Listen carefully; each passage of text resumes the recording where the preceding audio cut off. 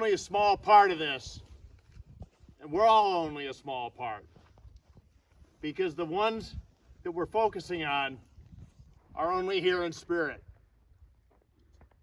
Whether it's a beautiful sunny day and crisp like today, or whether it's snowy and cold and wet like it has been in some years in the past, you can't help but be drawn in to the significance and the beauty of this event and this place.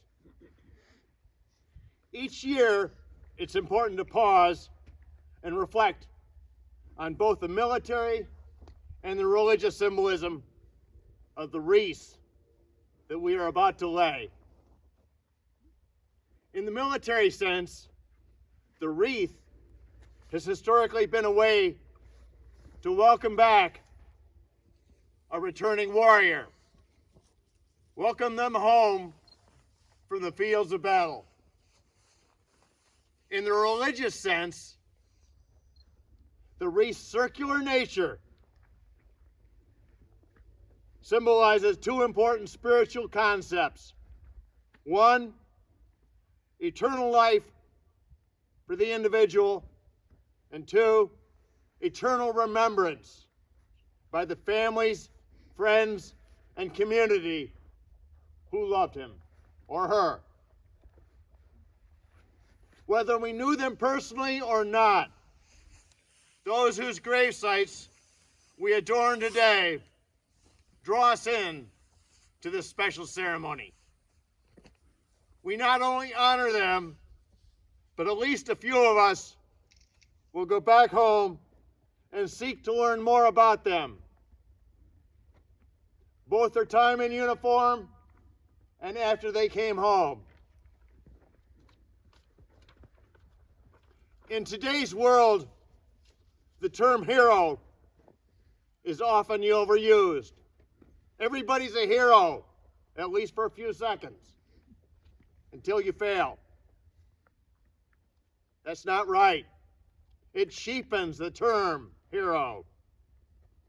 But these men and women from all backgrounds across the Mohawk Valley became heroes the moment they raised their right hand and swore to defend their homeland. They took an oath. They essentially wrote a blank check in the defense of our country, our Constitution, and our United States of America.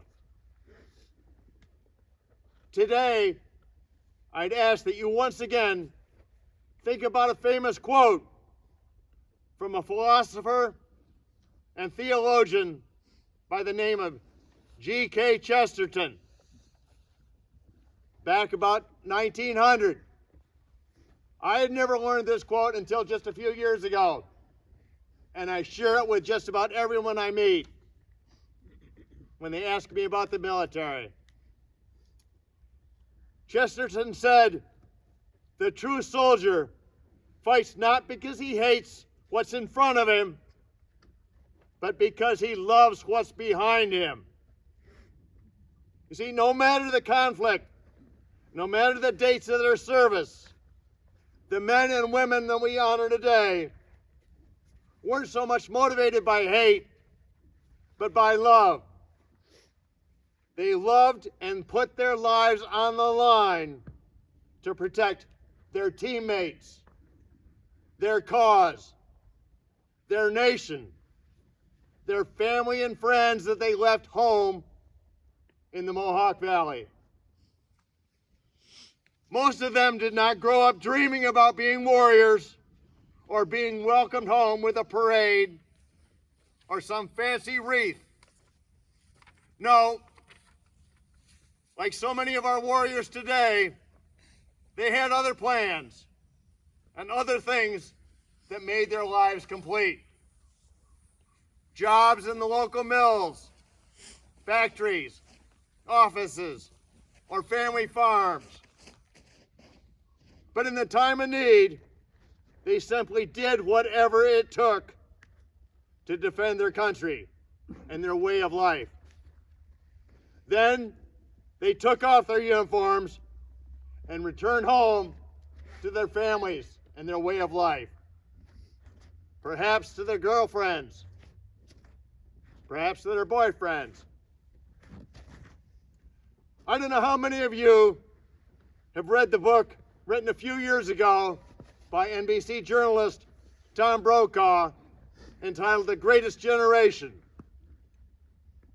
It's about the soldiers and families of the World War II era.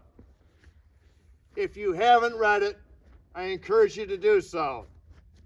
It's an easy read, and I believe it should be on mandatory reading lists in our local schools. It relates the inspiring stories of ordinary Americans, like the men and women we honor today, like you and me, who did whatever it took to do extraordinary things and ultimately save a pretty darn wonderful way of life for those that they loved. Yes, Americans from that era were the greatest generation. But those we honor today from all eras, and I believe the military serving today, represent the greatest of their generations. So today, as we place these wreaths behind us and around the cemetery, I urge you to not just do it with a sense of honor and celebration, but also with a sense of curiosity about what these men and women were, and a sense of commitment. Commit yourselves to taking every opportunity to remind your families, your friends, and especially our current leaders that it is that love that Chesterton talked about, and the military attributes of competence, commitment, and service, and character that have always been key to the success of America, whether it be on the battlefield or back home here in the Mohawk Valley. In this most holy of seasons, I pray that God may bless all our military heroes from the past and those serving today.